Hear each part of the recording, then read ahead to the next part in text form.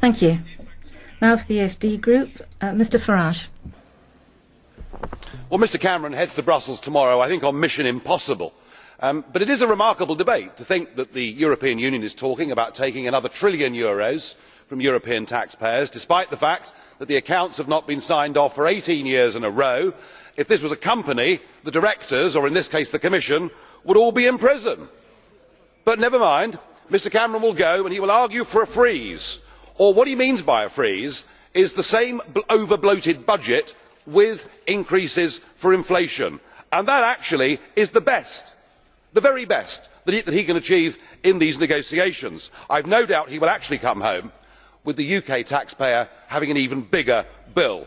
Well, it won't work, because the public opinion in Britain is now very clear. What our taxpayers are saying is enough is enough. No longer do we wish to pay money to Hungarian companies involved in projects that improve the lifestyle and living standards of dogs.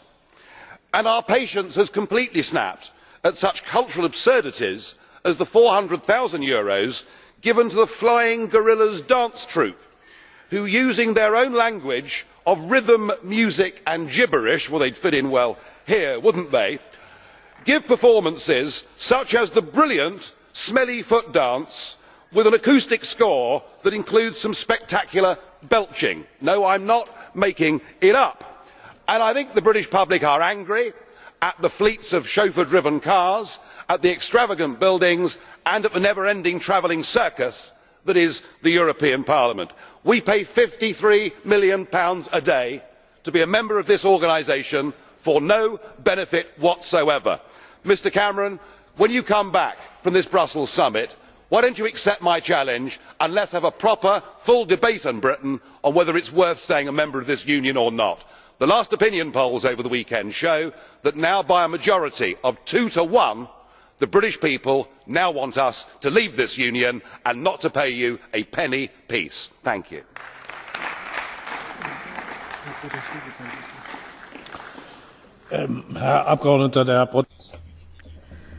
And Mr Protasevich, we should put a question to you, if you will accept it.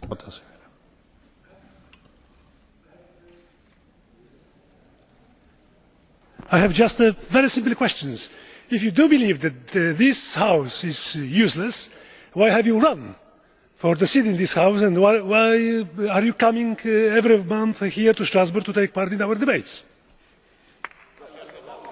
All through parliamentary tradition of MPs going into houses but wishing to use that position to secede. We saw it with the Irish nationalists in the 19th century. Indeed, Sinn Féin run for elections to the UK Parliament. The Scottish National Party sit in the UK Parliament. We came here because we felt the British public were not being told what was happening in Europe and how much it was costing. We have used our position here to try and get that information back to the British public. Given that now, by a majority of 2 to 1, the Brits want to leave this union, I would say we are doing a pretty good job.